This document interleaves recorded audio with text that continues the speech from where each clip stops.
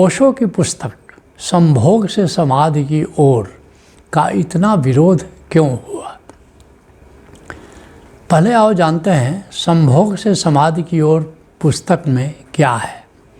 इस किताब में 9 मुख्य बातें हैं। बड़ी क्रांतिकारी किताब है और इसलिए विरोध भी उसका उतना ही हुआ, क्योंकि लोक मान्यताओं के खिलाफ ओशो ने बातें कही तो विरोध तो होना ही था। लेकिन मुख्य क्या बातें हैं पहले उसको जानेंगे और फिर हम जानेंगे कि क्यों विरोध हुआ। तो 9 मुख्य बातें हैं, 9 मुख्य बिंदु हैं इस किताब में। क्या है? पहला बिंदु क्या है? सेक्स निंदनीय नहीं वंदनीय है। सेक्स निंदित रहा है, सेक्स में उतरने वालों को हमेशा नीची निगाह से देखा गया है और सेक्स की चर्चा भी लोग करना पाप मानते हैं, बुरा मानते हैं। और सेक्स पर किताबें हों या सेक्स पर कोई भी बात हो, फिल्में बनती हैं तो उनकी निंदा होती है। लेकिन ओशो ने कहा सेक्स अपने आप में निंदनीय नहीं है। कामुकता निंदनीय हो सकती है, हमेशा सेक्स के बारे में सोचना, लेकिन सेक्स अपने आप में निंदनीय नहीं है। बल्कि उन्होंने तो यहाँ तक कहा कि सेक्स निंदनीय नहीं है, वंदनीय है, वंदनीय है।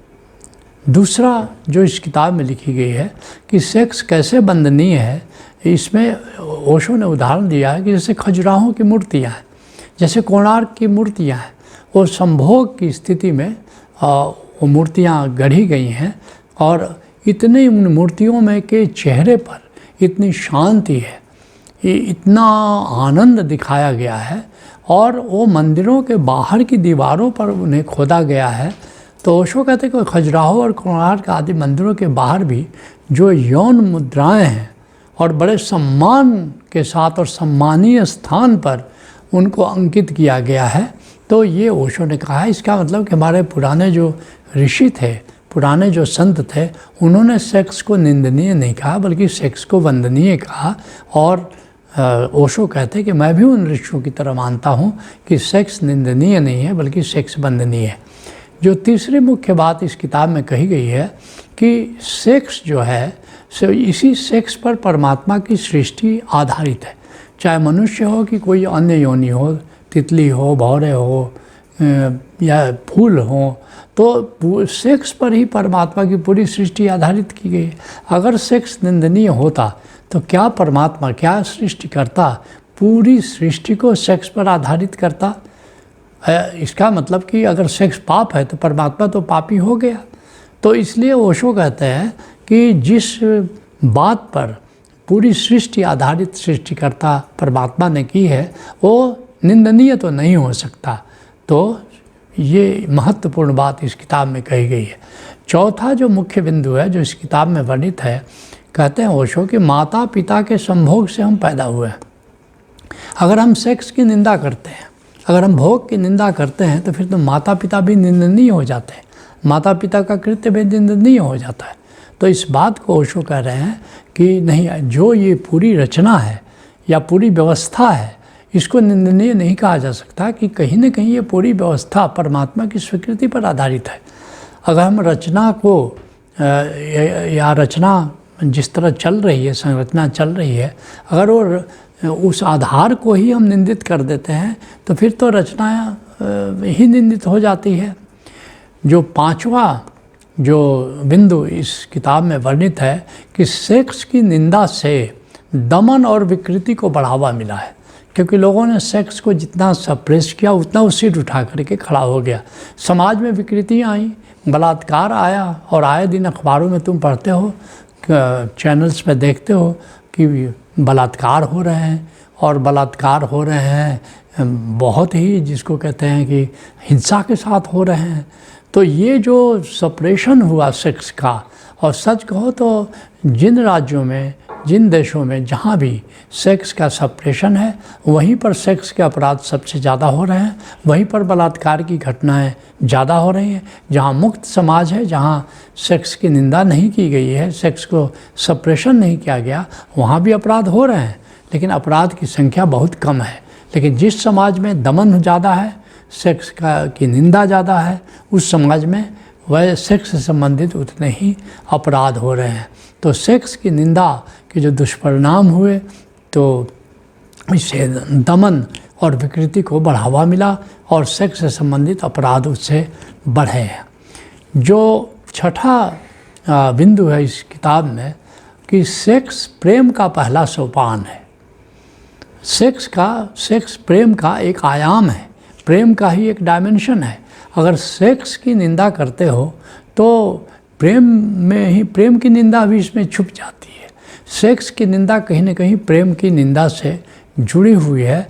तो जहाँ सेक्स की ज़्यादा निंदा हुई है वहाँ प्रेम भी निंदित हो गया है।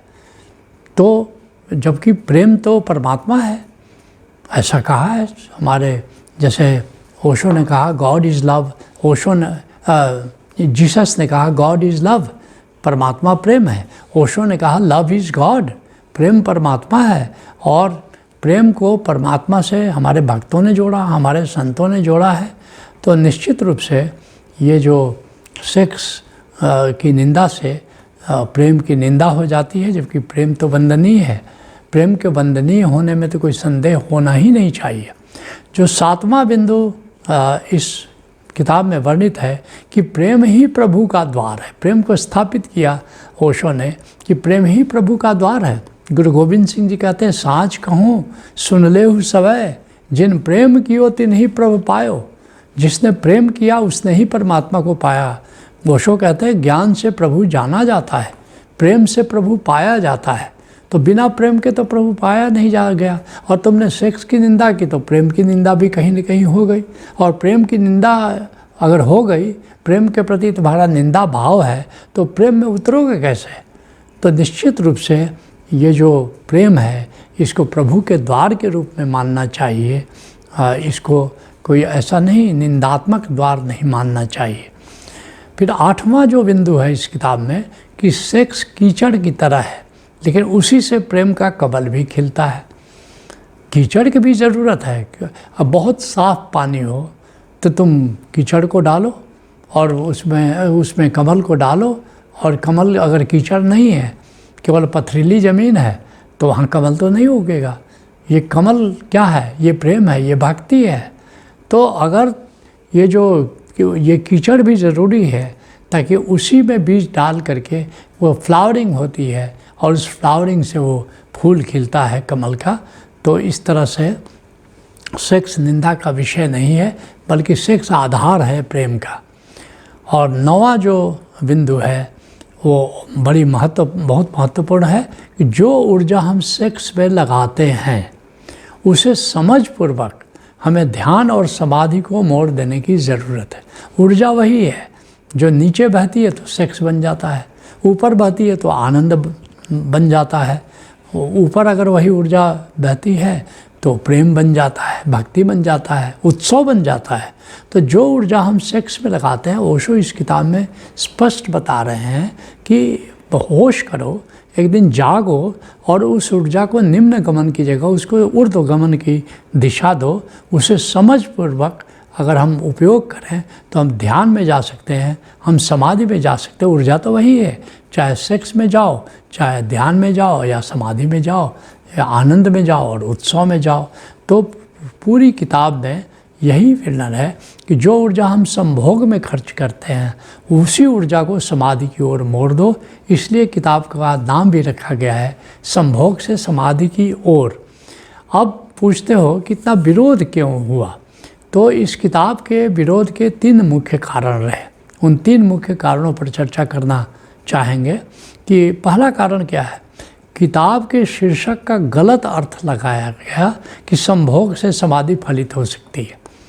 कोई भी पढ़ता है कि संभोग से समाधि की ओर, अर्थात संभोग के द्वारा समाधि फलित हो जाती है। और ऐसा तो नहीं ओशो कहीं कह रहे हैं कि संभोग से समाधि फलित होती है। तो लेकिन शीर्षक ऐसा है जिसके चलते ये कंट्रोवर्सी बनी। और बहुत सारे ऐसे लोग हैं जिन्होंने किताब को पढ़ा नहीं, केवल अपना शीर्षक सुन करके ही अपना अर्थ लगा लिया, क्योंकि जो उनके मन में है वही उनको अर्थ लगा सकते हैं। कि वे जिस स्तर पर हैं, जिस तल पर हैं, उसी तरह उनकी बुद्धि काम करेगी। और इस तरह अधिकतर लोगों ने किताब के शीर्षक का, जिन्होंने पढ़ा उन्होंने बात समझी कि ओशो क्या कहना चाहते हैं, लेकिन अधिकतर लोगों ने किताब को पढ़ा नहीं और केवल शीर्षक के आधार पर अपना मंतव्य बना लिया। तो दूसरा जो विरोध का कारण है कि सही अर्थ नहीं समझा गया। पहला है कि गलत अर्थ समझा गया। दूसरा क्या कारण है कि इस किताब के शीर्षक का सही अर्थ नहीं समझा गया, या किताब में जो बातें लिखी गई हैं उनका सही अर्थ नहीं समझा गया। तो सही अर्थ ये है कि प्रेम की जो ऊर्जा हम संभोग में लगाते हैं उसे परमात्मा की ओर मोड़ दें तो आनंद, परमानंद, उत्सव और भक्ति, ये सब आयाम घटित हो सकते हैं। ये इस किताब में वर्णित है कि इस ऊर्जा का अगर सम्यक उपयोग हो, जैसे मान लो एटॉमिक एनर्जी है, तो एटॉमिक एनर्जी का विध्वंसक उपयोग हो तो बम बन जाता है, करोड़ों जीवन बर्बाद हो सकते हैं। लेकिन उसका अगर सम्यक उपयोग हो तो बिजली बनती है, करोड़ों घरों में उजाला हो रहा है। तो निर्भर हम पर करता है कि ऊर्जा का उपयोग हम कैसे करते हैं। तो दूसरा जो विरोध का कारण यही था कि सही अर्थ को नहीं समझा गया, केवल गलत अर्थ को समझा गया। तीसरा जो कारण है, जो तीसरा विरोध का कारण है कि इस शीर्षक में से का अर्थ गलत लगा लिया गया। से का अर्थ क्या लगाया, जो अंग्रेजी का फ्रॉम है, अर्थात यहाँ से दूर, ये सही अर्थ था। तो लेकिन हमने कि इसका अर्थ लोगों ने क्या लगाया, थ्रू, द्वारा, से का अर्थ द्वारा लगाया। लोगों ने अपने से क्या पढ़ लिया, संभोग के द्वारा समाधि, से का अर्थ कर लिया। जबकि सही अर्थ क्या है, संभोग से दूर समाधि की ओर। असली अर्थ तो ये है, जैसे मान लो कि हम कहते हैं काम से राम की ओर। क्या मतलब हुआ, काम के द्वारा राम की ओर तो अर्थ नहीं हुआ, काम से दूर राम की ओर ये अर्थ हुआ। जैसे हम कहते हैं शिला से शिव की ओर, ये तो अर्थ नहीं हुआ कि शिला के द्वारा शिव की ओर। अर्थ तो ये हुआ कि शिला से दूर शिवत्व की ओर। ऐसे हम कहते हैं आकार से ओंकार की ओर। क्या अर्थ हुआ, ये तो नहीं हुआ आकार के द्वारा ओंकार की ओर, ये तो अर्थ नहीं अर्थ हुआ। अर्थ हुआ आकार से दूर ओंकार की ओर। ऐसे जब हम कहते हैं कीचड़ से कमल की ओर, तो क्या अर्थ हुआ, ये तो नहीं हुआ कि कीचड़ के द्वारा कमल की ओर। अर्थ तो ये हुआ कीचड़ से दूर कमल की ओर। ऐसे ही अगर हम कहते हैं धूप से छाँव की ओर, ये अर्थ तो नहीं होगा कि धूप के द्वारा छाँव की ओर, ऐसा तो नहीं हुआ। अर्थ तो ये हुआ धूप से दूर छाँव की ओर। धूप में क्यों पड़े हो, वृक्ष के नीचे आ जाओ, वहाँ पर छाया है, धूप से दूर छाया है। ऐसे ही अगर हम कहते हैं मूर्छा से होश की ओर, तो ये तो अर्थ नहीं हुआ कि मूर्छा के द्वारा होश की ओर। अर्थ ये हुआ मूर्छा से दूर होश की ओर। ऐसे ही जब हम कहते हैं असत से सत की ओर, हमारा ऋषि कहता है असतो माँ सद्गमया, असत से सत्य की ओर। तो क्या हुआ, असत के द्वारा सत्य की ओर, या ये हुआ असत से दूर सत्य की ओर। उसी कहता है, हमारा ऋषि कहता है तमसो माँ ज्योतिर्गमया, तमस से ज्योति की ओर। तो ये तो अर्थ नहीं हुआ कि अंधेरे के द्वारा रोशनी की ओर, अर्थ हुआ अंधेरे से दूर रोशनी की ओर। या हमारा ऋषि कहता है मृत्योर माँ अमृतम गमया, मृत्यु से अमरत्व की ओर। तो ये तो अर्थ नहीं हुआ कि मृत्यु के द्वारा अमरत्व की ओर, अर्थ हुआ मृत्यु से दूर अमरत्व की ओर। एक बड़ी अद्भुत घटना या अद्भुत संस्मरण मैं तुमसे बताऊं। करपात्री जी हमारे देश के बड़े प्रतिष्ठित संत रहे, बड़े विद्वान रहे, मैं उनका आदर करता हूँ। उनका जीवन काल 1907 से 1980 का रहा है। तो 1979 ईस्वी में वे धनबाद आए, अपने मृत्यु के 1 साल पहले करीब कह लो। तो मैं उनका प्रवचन सुनने वहाँ गया। प्रवचन का उनका उस दिन का विषय था संभोग, क्या संभोग से समाधि संभोग, ओशो की किताब पर आधारित था। तो जब प्रवचन समाप्त हो गया तो मैंने उनके आयोजकों से कहा कि करपात्री जी से मैं 2 मिनट समय लेना चाहता हूँ, मिलना चाहता हूँ। बताया कि मैं इस तरह काम करता हूँ धनबाद में। उस ज़माने में सोचो कोल इंडिया में था, तो मुझे मिला दिया करपात्री जी से उन्होंने, बड़ी कृपा की, उनका धन्यवाद। तो करपात्री जी से मैंने कहा कि आपका समय बहुमूल्य है और इतना समय आपने लगाया है प्रवचन में, तो मुझे एक सवाल पूछना है और पूरी ईमानदारी से आपका उत्तर चाहूँगा कि क्या आपने उस किताब को पढ़ा है। करपात्री जी ने कहा कि मैं इस किताब को पढ़ने लायक नहीं समझता। मैंने कहा कि क्या ये अच्छा हुआ कि बिना इस किताब को पढ़े आपने एक मंतव्य बना लिया और एक किताब भी उन्होंने लिख दी है, क्या संभोग से समाधि संभव, तो क्या ये उचित है। तो बोला इसमें पढ़ने की ज़रूरत क्या है, क्या शीर्षक से स्पष्ट नहीं है कि ओशो कह रहे हैं कि संभोग के द्वारा समाधि कैसे हो सकती है।